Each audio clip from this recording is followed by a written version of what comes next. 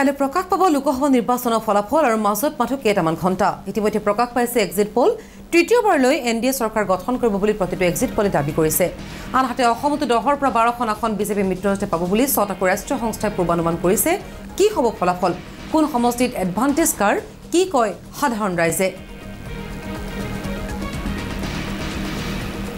আমি পোনপ্ৰথমে যাবলৈ বিচাৰিছো গোলাঘাটৰ সিনিয়ৰ ব্যুৰো চিফ সমীৰণ দিগন্ত আছে পোনপটীয়া সম্প্ৰচাৰত সমীৰণ পুনে আহিছো আপোনাৰ ওচৰলৈ আৰু যেটো কাইলৈ প্ৰকাশ পাব লোকসভা নিৰ্বাচনৰ ফলাফল মাজত মাত্ৰ কেইটামান ঘণ্টা বাকি আছে গতিকে ৰাইজৰ কি মতামত ৰাইজে কি বিচাৰিছে ৰাইজে কি কয় হয় মধুসূদীবলে ক'ব লাগিব যেহেতু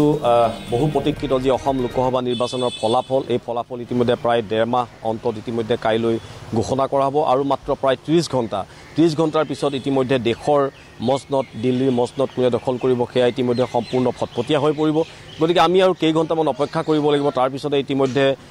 সকলো ফলাফল ইতিমধ্যে দেশৰ ৰাইজে ইতিমধ্যে গম পাব আৰু ইতিমধ্যে আমি দেখিছোঁ যেহেতু বহুকেইটা ইতিমধ্যে টেলিভিছন সংস্থা বা ব্যক্তিগত সংস্থা ইতিমধ্যে প্ৰকাশ কৰিছে যে এইবাৰ তৃতীয়বাৰৰ কাৰণে ইতিমধ্যে এনডিএ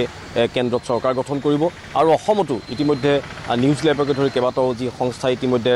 প্ৰকাশ কৰিছে টেলিভিছন চেনেলে প্ৰকাশ কৰিছে যে ইতিমধ্যে অসমতো ইতিমধ্যে 10ৰ পৰা 12খন আসন মিত্ৰজোঁটে লাভ কৰিব কিন্তু এই ক্ষেত্ৰত আমি যেহেতু আৰু প্ৰায় 30 ঘণ্টা সময় অপেক্ষা কৰিব লাগিব তাৰ পিছত আমি হয়তো সেই ফলাফল আমি গম পাম বৰ্তমান আমি গোলাঘাটত উপস্থিত আছোঁ আৰু গোলাঘাটত ইতিমধ্যে পুৱা আমি দেখিছোঁ যে নিজ কৰ্তব্যত অগ্ৰসৰ কাৰণে ইতিমধ্যে জনতা ওলাই আহিছে কোনোবাই পেপাৰ ইতিমধ্যে চাইছে কোনোবাই চাহ খাইছে মই অকণমান আমাৰ লগত এজন ব্যক্তি আছে আপোনাৰ ওচৰলৈ আহিছোঁ অকণমান যদি থিয় হৈ দিয়ে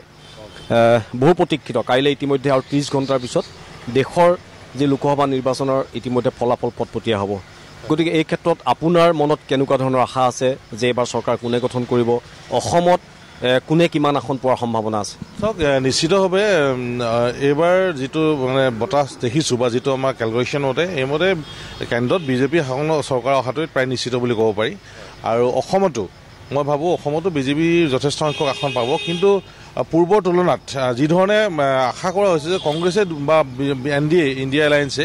2-4খন আসন নোপোৱাকৈ নাথাকে কিন্তু নিশ্চিতভাৱে বিজেপিৰ সংখ্যাগৰিষ্ঠ হিচাপে থাকিব বুলি এটা অনুমান একদম মানে নিশ্চিতভাৱে যিটো ধাৰণা কৰিব পাৰি কিহৰ কাৰণে তৃতীয়বাৰৰ কাৰণে দেশত এনডিএ চৰকাৰ বা বিজেপি চৰকাৰ আহিব মানে চাওক এইটো মানুহৰ চিন্তাধাৰা যিটো দেখা গৈছে যে ডেফিনেটলি ডেভেলপমেণ্ট হৈছে নবদাউট আমাৰ অসমক বুলিয়ে মই নকওঁ সমগ্ৰ ভাৰতত যথেষ্টখিনি মানে বিজেপি শাসিত চৰকাৰখনে যথেষ্টখিনি কাম কৰিছে আৰু বিশেষকৈ সাধাৰণ মানুহক চুই যাব পৰা কিছুমান আঁচনি তেওঁলোকৰ হৈছে যিখিনি সাধাৰণ মানুহখিনিক চুই গৈছে গতিকে সাধাৰণ ভোটাৰৰ কাৰণে কি যিখিনি নিত্য নৈমিত্য বস্তুৰ প্ৰয়োজন সেইখিনি তেওঁলোকে পাইছে বুলি মই ভাবোঁ আৰু যিসকল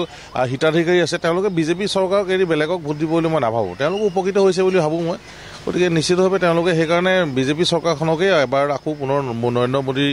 প্ৰধানমন্ত্ৰী বনাবলৈ চেষ্টা কৰিছে বুলি মই ভাবোঁ আমি তথাপিতো 30 ঘণ্টা অপেক্ষা কৰিব লাগিব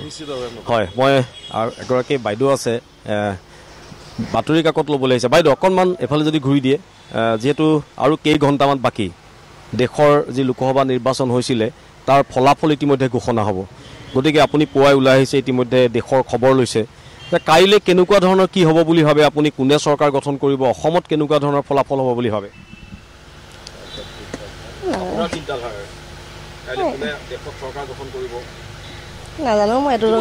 ইতিমধ্যে কৈছে যে এনডিএ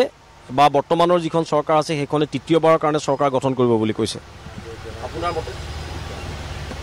সেইটো ইলেকশ্যনৰ ফলাফলৰ ওপৰতে নিৰ্ভৰ কৰিব এতিয়া একো মই এইটোৰ আইডিয়া নাই মানে তাৰ পৰা মই আমাৰ মাজত আৰু এজন আছে মই আপোনাৰ ওচৰলৈ আহিছোঁ কি হ'ব কাইলৈ কি আশা কৰি আছে